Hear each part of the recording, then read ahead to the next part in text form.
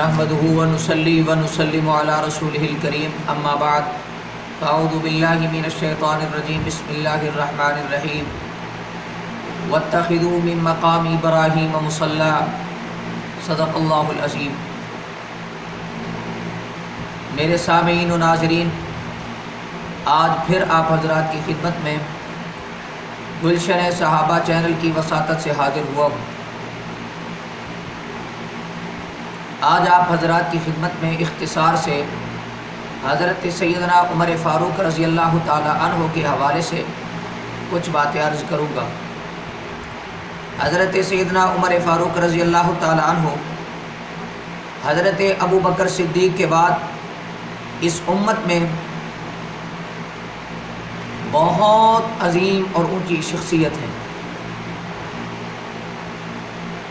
حضرت سیدنا عمر فاروق رضی اللہ تعالی عنہ آپ نے جب اسلام قبول کیا تھا آپ کی عمر 27 برس تھی، اور جب آپ نے اسلام قبول کر لیا، پیغمبر صلی اللہ علیہ وسلم کا کلمہ پڑھ لیا، مسلمان ہو گئے۔ جب آپ نے دیکھا مسلمان عبادت کر رہے ہیں، اللہ کے پیغمبر صلی اللہ علیہ وسلم سے پوچھا یہ کیا ہو رہا ہے؟ آپ نے فرمایا اللہ تعالیٰ کی عبادت کر رہے ہیں۔ فرمایا خانہ کعبہ کیوں نہیں کرتے؟ وہاں جا کے عبادت کرتے ہیں۔ آپ نے فرمایا آپ کی قوم عبادت نہیں کرنے دیتی۔ آپ نے فرمایا عمر کے آنے کے بعد بھی اگر اسی طرح ہو جیسے پہلے تھا، پھر عمر کے آنے کا فائدہ کیا ہوا؟ آج ہم عبادت کریں گے خانہ کعبہ کے اندر۔ حضرت عمر فاروق رضی اللہ تعالیٰ عنہ اللہ کے پیغمبر کو ساتھ لے کے، صحابہ اکرام کو لے کے خانہ کعبہ میں جا کر عبادت کرائی۔ کسی کافر میں جرت نہیں ہوئی، ہمت نہیں ہوئی آ کے مسلمانوں کا راستہ روکے۔ یوں سمجھیے کہ اعلانیہ عبادت کرانے والے حضرت عمر ابن خطاب رضی اللہ تعالیٰ عنہ ہے۔ حضرت عمر فاروق رضی اللہ تعالیٰ نے اعلانیہ ہجرت بھی کی تھی، باقی صحابہ اکرام نے چھپ کر ہجرت کی تھی۔ حضرت عمر رضی اللہ تعالیٰ کی جب باری آئی، آپ نے کھول کر ہجرت کی، باقاعدہ آپ نے طواف کیا خانہ کعبہ کا، اور مقام ابراہیم پر 2 رکعت نماز نفل پڑھے۔ اس کے بعد ایک ایک کافر کو کہا، اعلان کر کے کہا کہ میں ہجرت کر رہا ہوں، اگر کسی میں ہمت ہے آئے میرا راستہ روکے۔ جس نے اپنی ماں کو روتا دیکھنا ہو، جس نے اپنی بیوی کو بیوہ کرانا ہو، اپنے بچے یتیم کرانے ہوں، وہ آئے عمر کا مقابلہ کرے۔ حضرت سیدنا عمر فاروق رضی اللہ تعالی عنہ وہ شخصیت ہے جن کے فضائل بہت زیادہ ہیں کتابوں کے اندر۔ حضرت عمر فاروق رضی اللہ تعالی عنہ زمین پر بولتے تھے، اللہ عرش سے قرآن نازل کرتا تھا۔ حضرت سیدنا عمر فاروق رضی اللہ تعالی عنہ کے بارے میں نبی پاک نے فرمایا، لو کان بعدی نبی لکان عمر، اگر میرے بعد کوئی نبی ہوتا تو عمر ہوتا۔ پتہ چلا عمر کے اندر وہ صفات پائی جاتی تھی جو ایک نبی کے اندر ہوتی ہے۔ حضرت سیدنا عمر فاروق رضی اللہ تعالی عنہ آپ جلالی طبیعت کے مالک تھے، آپ کے اندر جلال تھا، اس میں بھی حکمت تھی۔ آپ نے جلال کے ذریعے بہت سے دین اسلام میں کام کیے۔ حضرت نبی پاک علیہ الصلوۃ والسلام نے حضرت عمر کو کئی مرتبہ جنت کی بشارت دی ہے۔ عشرہ مبشرہ میں بھی آپ کی جنت کی بشارت موجود ہے۔ حضرت ابو موسیٰ اشعری رضی اللہ تعالی عنہ کی ایک حدیث ہے جو بخاری و مسلم کے اندر ہے۔ وہ فرماتے ہیں کہ اللہ کے پیغمبر صلی اللہ علیہ وسلم ایک باغ کے اندر تھے، میں اس کے دروازے پر محافظ کھڑا تھا۔ اللہ کے نبی نے فرمایا کہ کسی کو اندر نہیں آنے دینا۔ اچانک دروازے پر دستک ہوئی، اللہ کے نبی نے فرمایا دروازہ کھول دو، آنے والے کو اجازت بھی دو اور ساتھ جنت کی بشارت دو۔ تو میں نے دروازہ کھولا، جنت کی بشارت دی، دیکھا وہ حضرت ابو بکر رضی اللہ تعالیٰ عنہ تھے۔ انہوں نے اللہ تعالیٰ کا شکر ادا کیا اور حمد بیان کی۔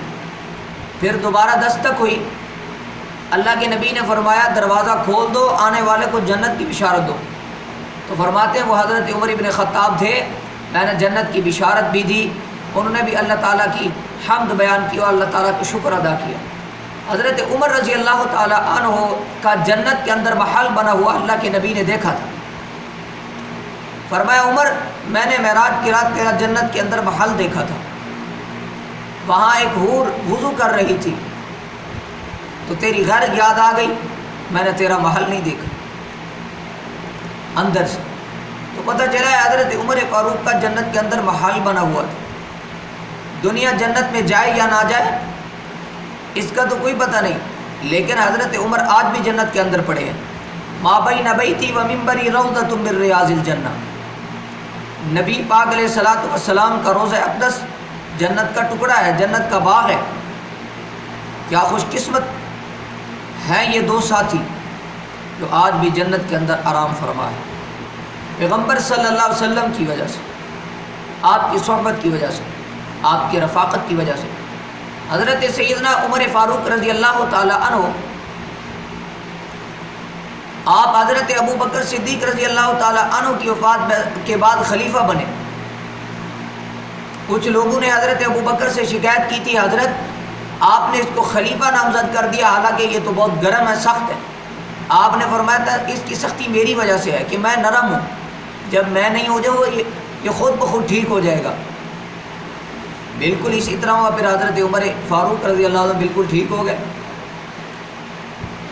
حضرت سیدنا عمر فاروق رضی اللہ تعالی عنہ بعد میں جب خلیفہ بن گئے، آپ نے جو خدمات پیش کی دین کے لیے، جو آپ نے قربانیاں دی، عدل و انصاف آپ نے کیا، آج دنیا اس کی مثالیں دیتی ہے۔ مسلمان تو مسلمان، کافر بھی اس بات کو تسلیم کرتے ہیں۔ اگر وہ عمر جیسا آج سے 1400 سال پہلے تھا ایسا کوئی اور پیدا ہو جاتا تو دنیا کے اندر کفر نہ بچتا، اسلام ہی اسلام ہوتا۔ حضرت سیدنا عمر فاروق رضی اللہ تعالی عنہ نے 10 سال خلافت فرمائی تقریباً، اور حضرت نے 22 لاکھ مربع میل پہ اسلام کا جھنڈا بلند کیا۔ آپ نے حکومت صرف انسانوں پر نہیں فرمائی، آپ نے حکومت زمین پر بھی فرمائی ہے، ہوا پر فرمائی ہے، پانی پر فرمائی ہے، اور آپ نے حکومت آگ پر بھی فرمائی ہے۔ حضرت سیدنا عمر فاروق رضی اللہ تعالی عنہ کی خلافت کے اندر اہل بیت کے ساتھ ایک بہت ہی نرینہ تعلق تھا۔ تو بات آ گئی، میں کر دیتا ہوں۔ سیدنا عمر فاروق رضی اللہ تعالی عنہ کا بیٹا حضرت عبداللہ، وہ حضرت حسین رضی اللہ تعالیٰ عنہ کے ساتھ کھیل رہا تھا، بچے تھے آپس میں۔ تو حضرت حسین رضی اللہ تعالیٰ عنہ نے حضرت عبداللہ کو کہہ دیا تو ہمارے غلام کا بیٹا ہے، تیری کیا حیثیت ہے؟ تو حضرت عبداللہ کو غصہ آیا، باپ کو شکایت کی کہ حسین آپ کو کہتا ہے آپ میرے غلام کے بیٹے ہیں۔ آپ نے فرمایا اچھا یہ بات کہی ہے؟ کہا جی بالکل کہی ہے۔ فرمایا جاؤ بیٹا ان سے لکھوا کے لے آؤ۔ لکھوا کر لایا گیا تو حضرت سیدنا عمر فاروق رضی اللہ تعالیٰ نے فرمایا اس کو میرے کفن میں رکھ دیں۔ حضرت عمر رضی اللہ تعالیٰ عنہ کا مختصر تعارف ہو جائے۔ حضرت سیدنا عمر فاروق رضی اللہ تعالیٰ کے والد کا نام خطاب تھا اور والدہ کا نام حتمہ بنت ہاشم تھا۔ آپ خاندان قریش کی شاخ سے تعلق رکھتے تھے۔ کعب بن لؤی پر جا کر آپ کا سلسلہ نسب اللہ کے رسول صلی اللہ علیہ وسلم کے ساتھ مل جاتا ہے۔ آپ نے جو شادیاں کی ہے آپ کی 8 ازواج ہیں، بعض نے مختلف بھی لکھی ہے۔ آپ کی پہلی بیوی کا نام حضرت زینب بنت مظعون ہے، وہ فوت ہو گئی تھی۔ آپ نے دوسرا نکاح کیا ملیکہ بنت جرول سے، انہوں نے اسلام قبول کرنے سے انکار کیا تھا، آپ نے طلاق دے دی۔ اور آپ کی تیسری بیوی کا نام قریبہ بنت امیہ ہے، انہوں نے بھی اسلام قبول کرنے سے انکار کیا تھا، آپ نے طلاق دے دی تھی۔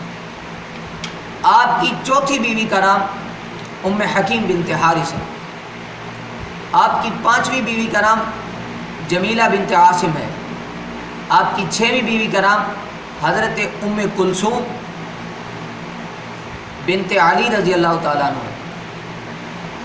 یہ ام کلثوم بنت علی یہ صرف اہل سنت کی کتابوں میں نہیں ہے کہ یہ حضرت عمر کی بیوی تھی، یہ مخالف کی کتابوں کے اندر بھی موجود ہے۔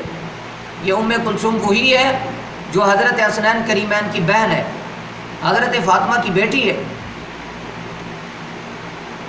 اور حضرت عمر فاروق رضی اللہ تعالی عنہ کی ساتویں بیوی کا نام حضرت عاتقہ بنت زید ہے، اور آٹھویں کا نام فقیتہ یمینی ہے۔ آپ کے بیٹے ہیں، ایک بیٹے کا نام حضرت عبداللہ ہے، دوسرے کا نام حضرت عبید اللہ ہے، تیسرے کا نام حضرت عبد الرحمن اکبر ہے، چوتھے کا نام حضرت عبد الرحمن اوسط ہے، اور پانچویں کا نام حضرت عاصم ہے، اور چھویں کا نام حضرت زید ہے۔ الزبیر بھی آپ کا بیٹا ہے، اور آپ کی جو بیٹیاں ہیں، ایک بیٹی کا نام حضرت حفصہ ہے، ایک بیٹی کا نام حضرت زینب ہے، اور ایک بیٹی کا نام حضرت رقیہ ہے۔ یہ آپ کی بیٹی ہیں۔ میرے دوست، حضرت سیدنا عمر فاروق رضی اللہ تعالی عنہ نے یکم محرم الحرام کو شہادت پائی ہے۔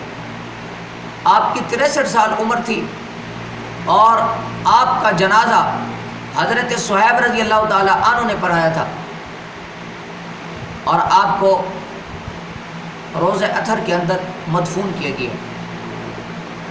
اللہ تبارک و تعالیٰ سے دعا ہے اللہ تعالیٰ اس عظیم شخصیت کا ادب اور احترام کرنے کی توفیق عطا فرمائے، اور ان سے محبت کی توفیق عطا فرمائے۔ وآخر دعوانا ان الحمد للہ رب العالمین۔